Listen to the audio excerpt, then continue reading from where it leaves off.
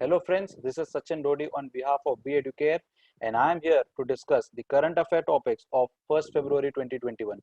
जैसे कि आपको पता है हम हर रोज आते हैं मिलते हैं और जो दिन की 5 बड़ी खबरें हैं उनके बारे में हम डिस्कशन करते हैं। तो देखते हैं 1st February 2021 में क्या क्या है पिटारे में। तो चलिए देखते हैं पहली खबर, यूनियन बजट।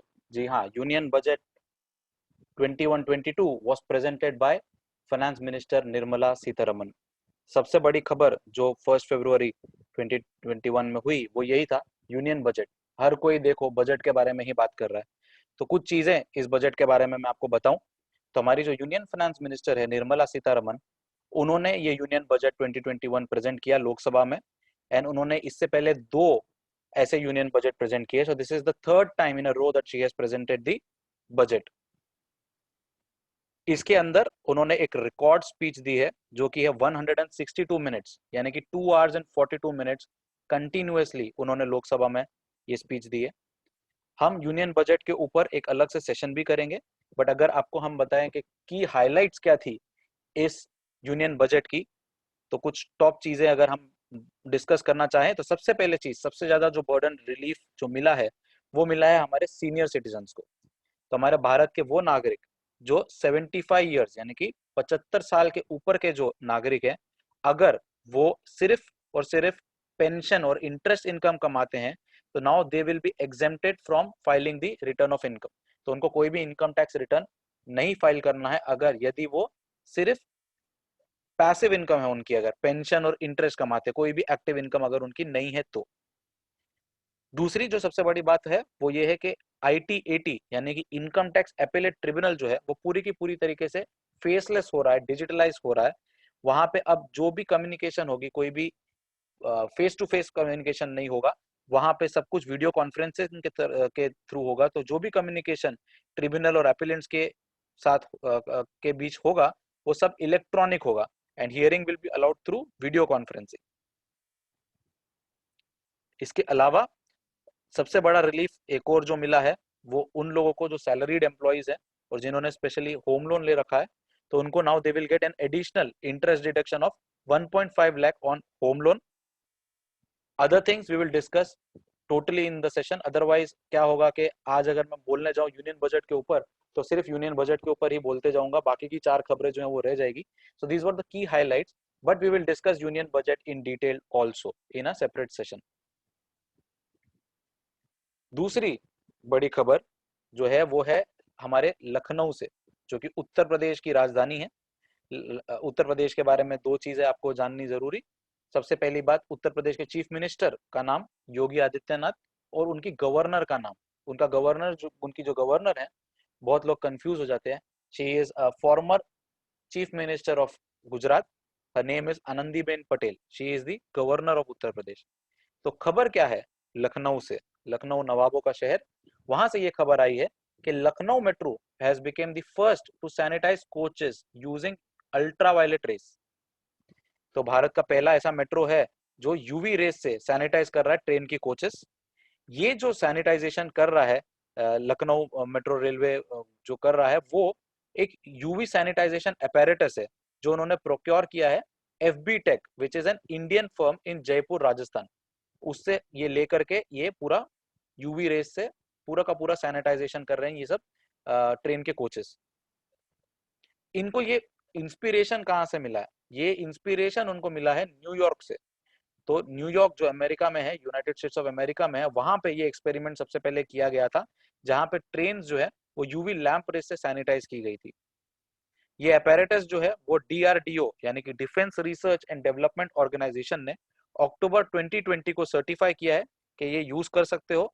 और ये पूरा का पूरा कोच जो है केवल 7 मिनट में पूरा कोच सैनिटाइज हो जाता है। लेकिन so that the train is bacteria free, एक सेफ्टी रीजन की वजह से जो लखनऊ मेट्रो है वो उसको 15 मिनट तक एक कोच को सैनिटाइज कर रही है for safety and precaution purposes. इसके अलावा अगर मैं बोलूं तो ये जो अपैरेटस है ये वही अपैरेटस है जो मेडिकल इंडस्ट्री ने इनके जो सिनेमा हॉल्स यानी कि जो ऑपरेशन थिएटर के जो ये होते हैं और जो मेडिकल इक्विपमेंट है ये सबको सैनिटाइज कर रहे थे कोरोना वायरस पैंडेमिक जब पीक पे था इंडिया में। ये एक रिमोट से अपैरेटस काम करता है, इसमें एक स्विच ऑन और स्विच ऑफ का बटन भी है। इसका रेडिएशन चालू हो जाता है जैसे ही आप बटन दबाओ। और सबसे बड़ी बात यह है कि इकोनॉमिकली सबसे बहुत ज्यादा चीप है ये सैनिटाइजेशन। अगर आप मैनुअली सैनिटाइज करने जाओ पूरे कोच को तो जितना खर्चा होगा उससे कम लागत में ये डिजिटलाइज वे में जो ये यूवी रेस से जो ये सैनिटाइजेशन हो रहा है वो उससे कम खर्चे में हो जाता है। Next important news is Reserve Bank of India cancelled the licence of Kolhapur based Shivam Sahakari Bank. तो कोल्हापुर में एक शिवम सहकारी बैंक है, इसका लाइसेंस जो है आरबीआई ने रद्द कर दिया। क्यों रद्द कर दिया? ये बोल के कि इनके पास उतना कैपिटल नहीं है, इनके पास उतना पेड अप कैपिटल नहीं है और ये इतना ज्यादा लग नहीं रहा कि ये फ्यूचर में कमा सके। इसकी जो अर्निंग प्रोस्पेक्ट्स है वो भी थोड़ी ढीली है। तो they don't have adequate capital and earning prospects, इसके लिए रिजर्व बैंक ने उनका लाइसेंस रद्द कर दिया।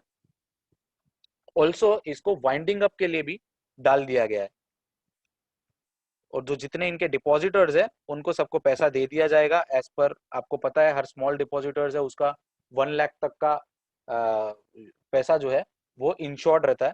अभी बढ़ा दिया जाएगा, अभी बात हो रही है कि 5 लाख हो जाए, बट 1 लाख तक तो उनका सेफ रहता है।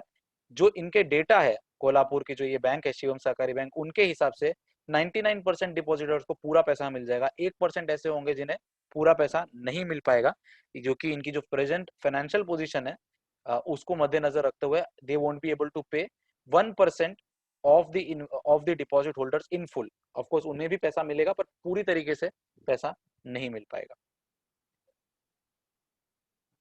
इसके अलावा जो बड़ी न्यूज है वो RS शर्मा, रामशरण शर्मा जो हैं वो अपॉइंट हो चुके हैं new chief executive officer of Ayushman Bharat scheme. Ayushman Bharat scheme को प्रधानमंत्री जन आरोग्य योजना भी कहा जाता है। तो उसके जो सीईओ है वो अपॉइंट हुए हैं RS शर्मा।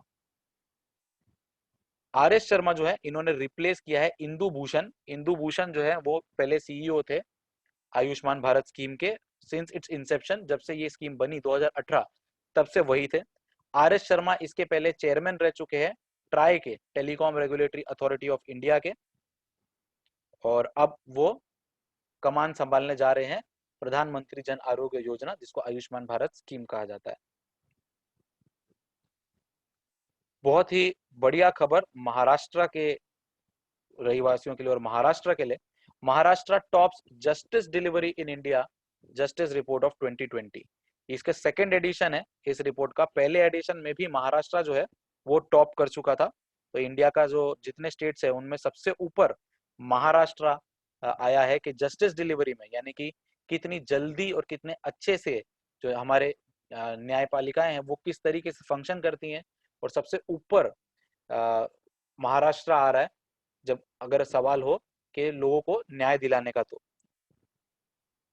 इसके बाद जो है ये महाराष्ट्र के बाद आता है तमिलनाडु, तेलंगाना, फिर पंजाब और फिर केरला। ये जो है ये एक इनिशिएटिव है टाटा ट्रस्ट का। ये जो एडिशन निकाला है ये टाटा ट्रस्ट ने निकाला है और इसमें बहुत सारी चीजें मद्देनजर रख के देखी जाती है, जैसे कि पुलिस किस तरीके से काम कर रही है, जुडिशरी किस तरीके से काम कर रही है, लीगल एड उस स्टेट में है या नहीं, जो फ्री लीगल एड दिया जाता है वो किस तरीके से और किस क्वालिटी का है, और प्रिजन्स में यानी कि जो लोग जेल में रह रहे हैं उनकी कंडीशंस कैसी है, उन्हें किस तरीके से रखा जा रहा है, end of course other things के कोई एक केस जो है अगर कोई कोर्ट में है तो कितनी जल्दी और कितने अच्छे तरीके से उसे रिजॉल्व किया जाता है। ये सब देख करके ये रिपोर्ट बनाई जाती है। So with this, we finish all the current affairs of 1st February 2021. I will see you soon and we will discuss more current affairs, daily current affairs topic in our next session. Till then, goodbye, take care and keep studying.